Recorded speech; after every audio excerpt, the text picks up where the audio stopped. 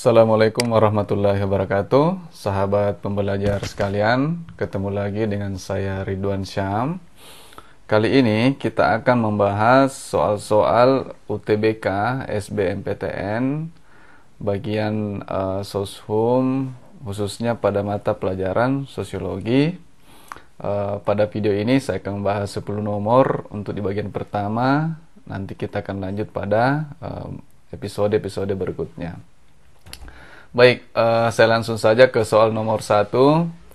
Di sini soal nomor 1 ada siswa SMA X yang homogen akan diteliti tentang persepsinya mengenai uang jajan yang diterima dari orang tua. Peneliti mengambil 60 siswa sebagai sampel dan tidak mempertimbangkan jenis kelamin, tingkatan kelas, kriteria-kriteria lainnya. Cara pengambilan sampel ini disebut sampling apa gitu. Jadi cara pengambilan sampel itu yang secara kuantitatif seperti ini, itu ada istilahnya namanya probability sampling. Itu adalah cara pengambilan sampel secara acak dengan kriteria-kriteria. Jadi ada namanya, jadi ini yang poin A, probabilitas sampling itu adalah, ini adalah payungnya. Kemudian ada random sampling secara spesifik, ini namanya random sampling itu ya, random sampling itu ada di sini. Simple random sampling itu artinya pengambilan sampel secara acak, secara sederhana, langsung diundi tanpa ada pertimbangan-pertimbangan yang lain. Kemudian ada namanya lagi sampling proporsional, itu melihat secara keseimbangannya setiap kategori-kategori. Misalkan di tingkatan kelas, untuk kelas 10 berapa persen harus sama presentasinya dengan kelas 11 dengan kelas 12, itu proporsional.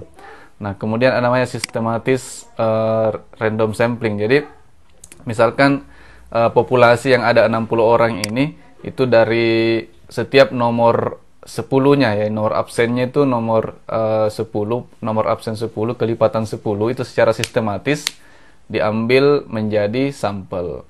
Kemudian namanya cluster random sampling, itu adalah pengambilan dari kelompok-kelompok. Contohnya seperti di kelas tingkatan kelas ini ada kelas 10.1, kelas 10.2, kelas 10.3, maka itu harus diambil semua dari cluster-clusternya, dari kelompok-kelompoknya. Nah, dari soal ini dikatakan tidak ada pertimbangan, hanya langsung diundi, langsung diacak. Berarti dia jawabannya adalah random sampling. Oke, mudah saja. Kita lanjut ke soal nomor 2. Soal nomor 2. Ibu Ira mempunyai target kerja laporan akhir tahun. Sementara itu ibu mertuanya yang berada di luar kota sakit. Suaminya memberi izin kepada Ibu Ira untuk menunda kunjungan ke rumah mertua.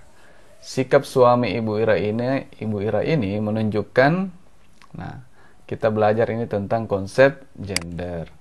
Jadi gender itu adalah konsep yang melihat secara kultural, secara budaya mengenai perbedaan antara wanita dan pria di masyarakat.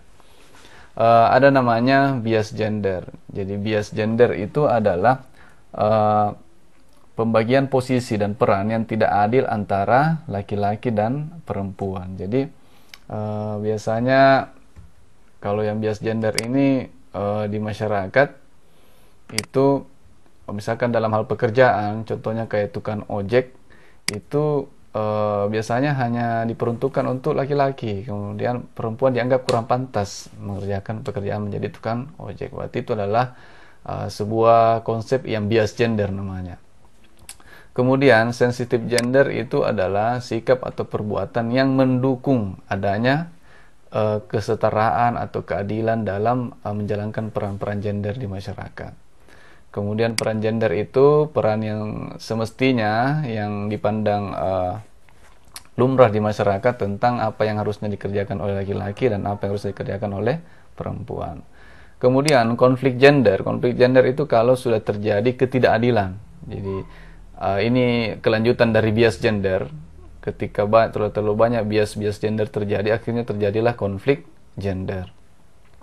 Kemudian namanya pengaruh utamaan gender. Ini konsep tentang biasanya dikaitkan dengan program pemerintah dalam mendukung adanya kesetaraan atau keadilan dalam peran-peran gender di masyarakat. Oke, kita kembali ke soal.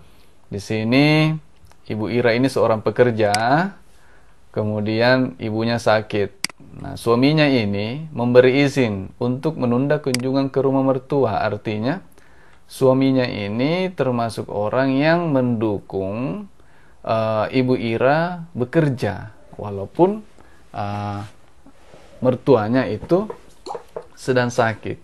Ya, jadi hal ini menunjukkan sikap suami Bu Ira ini berarti sikapnya dia sensitif gender. Dia mendukung untuk Ibu Ira melakukan peran-peran gendernya. Oke. Kemudian kita lanjut ke nomor 3. Rani memiliki cita-cita menjadi guru. Orang tuanya mendukung dengan memberikan moda transportasi dan biaya kuliah dengan cara menjual sawah agar Rani menjadi sarjana. Hal itu menunjukkan bahwa lembaga keluarga menjalankan fungsi apa? Ya. Jadi semua opsi-opsi ini adalah fungsi-fungsi lembaga keluarga. Keluarga itu juga memiliki fungsi sosialisasi. Jadi fungsi belajar tentang nilai dan norma apa yang baik dan apa yang buruk. Fungsi edukasi tentang ini terkait dia sosialisasi juga, tapi dia spesifik kepada pendidikan, apalagi pembentukan kepribadiannya. Kemudian yang ketiga adalah fungsi ekonomi. Fungsi ekonomi di sini adalah tentang pemenuhan kebutuhan hidup keluarga. Yang keempat fungsi kasih sayang, fungsi afeksi itu fungsi penyaluran rasa kasih sayang satu sama lain. Kemudian yang kelima kontrol sosial, jadi fungsi pengendalian agar anggota keluarga tidak melakukan perbuatan-perbuatan menyimpang. Dari soal ini kita lihat bahwa orang tuanya itu rela menjual sawah untuk memenuhi kebutuhan Rani menjadi seorang sarjana. Jadi di sini masuk ke dalam fungsi ekonomi. Iya. Kita lanjut ke soal nomor 4. Jika terjadi kebijakan baru terhadap transportasi seperti adanya Transjakarta, masyarakat wajib menyesuaikan diri dengan kedisiplinan baru di jalan raya. Masih ada anggota masyarakat yang melanggar dengan memasuki jalur Transjakarta.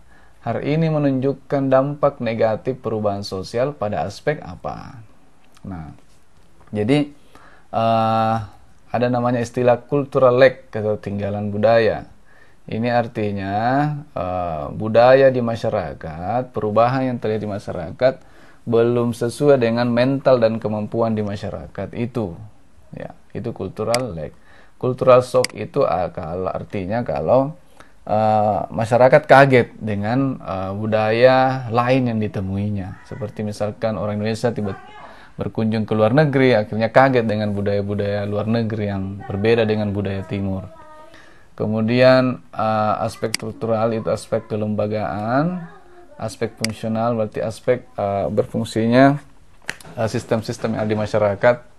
Dan ini apalagi opsi kelima kedisiplinan.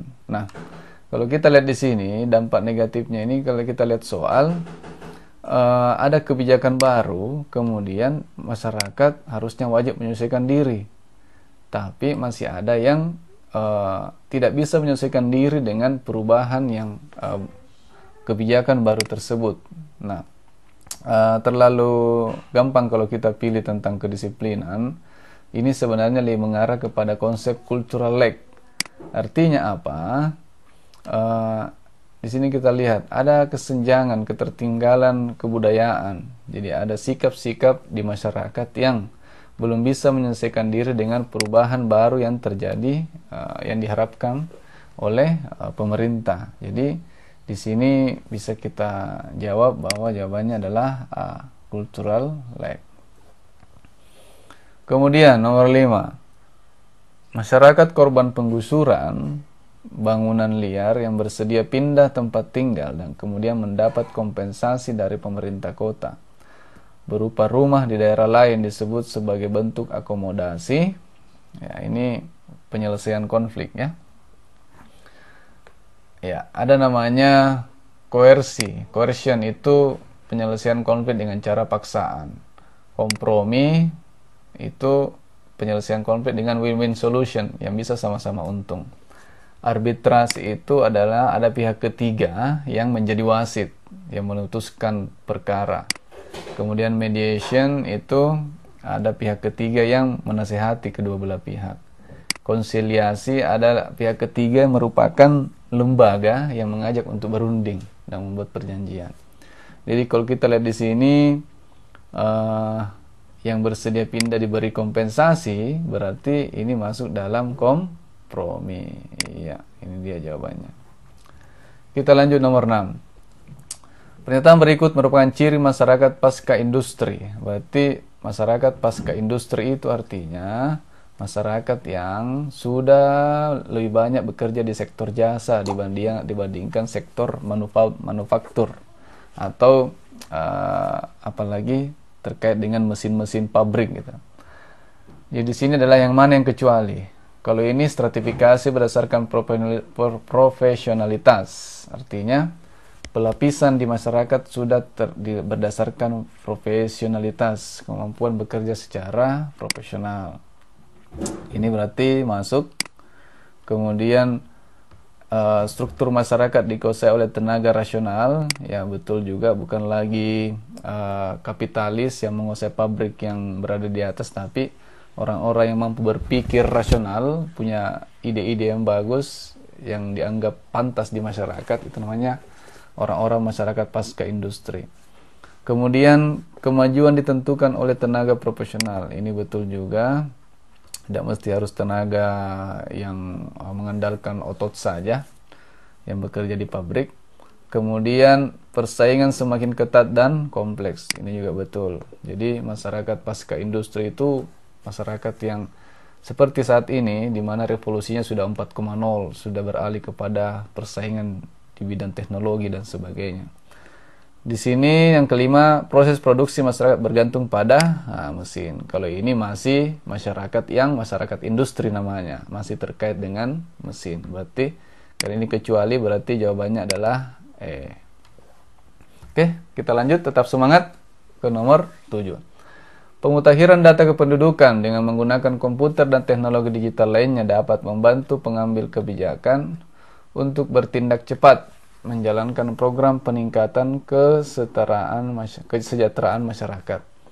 Fenomena pemutakhiran data dengan menggunakan teknologi digital dalam sosiologi disebut sebagai, ya, ini namanya modernisasi. Jadi perubahan yang ke arah maju, yang dimana masyarakat sudah berpikir efektif dan efisien dan sudah menggunakan teknologi. Jadi namanya modernisasi. Kalau globalisasi itu proses mendunia, komputerisasi ini hanya pengecoh saja. Kemudian westernisasi, proses meniru gaya kebarat-baratan. Transformasi itu adalah sebuah perubahan. Oke, lebih cocok kalau konsep jawabannya adalah modernisasi. Kita lanjut ke nomor 8. Pada zaman dahulu, jika melakukan pesta pernikahan anaknya, seorang raja akan melakukannya selama 7 hari 7 malam. Wah, ini dengan cara yang sangat mewah. Dewasa ini, orang yang punya banyak dana bisa melaksanakan pesta yang mewah juga di hotel berbintang. Hal ini perubahan apa? Ya, ini namanya cyclical theory. Perubahan yang berputar di mana terjadi siklus yang berulang. Artinya, apa yang terjadi pada masa lampau itu ada kemiripan dengan yang terjadi sekarang ini. Jadi seperti ini, di masa dulu raja melakukan pesta yang sangat mewah, kini orang-orang pun bisa menjadi lagi membuat pesta yang mewah juga seperti raja. Berarti ini adalah perubahan siklus. Namanya perubahan linear yang berkembang secara linear meninggalkan pola yang lama. Ada juga yang modern yang sudah menggunakan berbagai macam teknologi dan pola pikir yang baru. Spiral ini adalah gambar dari pola siklus. Evolusi berarti bentuk perubahan. Oke, lebih tepat kalau kita jawab siklus. Nomor 9.